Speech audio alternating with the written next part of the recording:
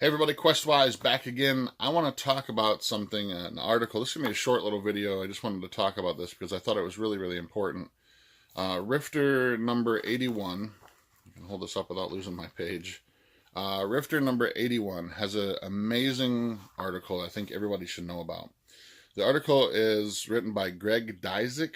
Greg, I apologize if I got your name wrong. I believe that's how it's pronounced. Greg Dyzik, with some additional writing by Kevin Simbidia. This is an article called Navigating Game Power Levels, and it's for running Rifts as well as all other, excuse me, other RPG games as well too.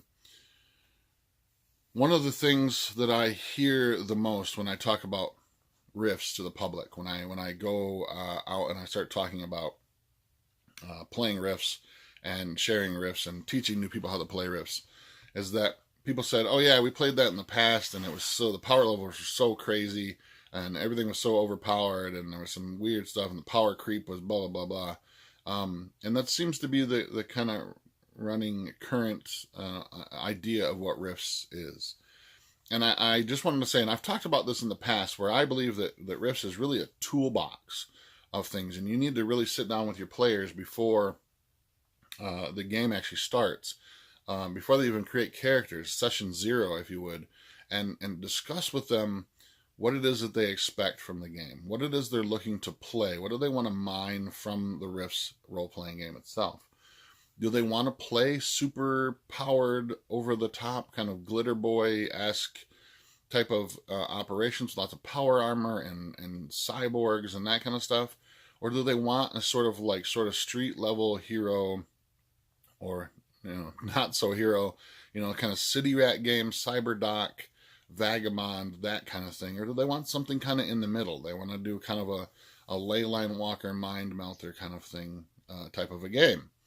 And I think that's very important to discuss that beforehand with the players, because otherwise you will end up with things like, a Vagabond next to a Glitter Boy, and the power levels in between those two are intense. And it can be done. Those types of games can be run like that, but it puts a lot of pressure on the players as well as the game master to try to make sure everybody has an equal footing and an equal part in that type of game. One of the things that I like to do with my players is I want them to be happy with what they're playing. I want them to play the kind of characters that they want to play, and we'll discuss those types of things. Maybe we'll break them into two groups, or maybe I'll have them make two different characters, and we'll be able to appease the players who want to play a lower level tiered power source kind of thing. And then, in a couple of sessions, we'll also do sort of the higher powered thing as well too. And I'll try to blend those two characters together at some point in the overall campaign of things. When you're doing a one-shot for conventions, very important, I think, first of all, to just create characters, pre-gen some characters. It's just way faster, and I think people are more accepting of playing a pre-generated character when they come to a one-shot, because they're either they want to learn the game, or they just want to experience something they haven't played in a while, or something they're a big fan of, and they're okay with just taking a pre-generated character. So for a one-shot, I think it's fine to sort of just create whatever game, story it is that you want to tell as a game master, and kind of create the characters ahead of time for those kinds of things. But what Greg does in this article is he lays all that stuff out, and he talks about how, yes, there are massive swings in power levels in Rifts.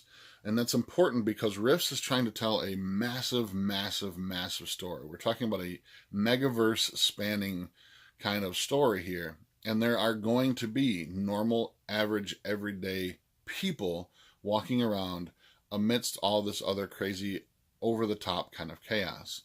I think that what has happened over the years is that we've gotten spoiled by companies who make role-playing games that are geared for just that particular character level. And what I mean by that is that I think a lot of the games that have been coming out within the past 5 or 6 years maybe, is that they're designing the game so that everything that you encounter at a certain level, say 5th level, or that equivalent of power level, everything that you encounter is based around that level. That you're never going to fight a monster that's way, way above your power level or your current character level.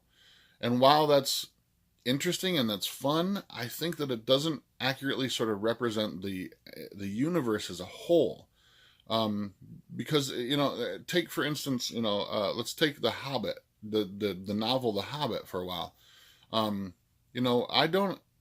If we were going to say at the power level of Frodo the entire time, I believe that the story would have been very, very boring, right? It's the interaction between Frodo, or excuse me, completely off thing, of Bilbo. We want to go with Bilbo, not Frodo. It's the story of the interaction between Bilbo and Smaug the dragon that's interesting, right? And there's no way that Bilbo could go toe to toe with Smaug, but it's interesting to have that interaction between the two of them, and to see how that interacts.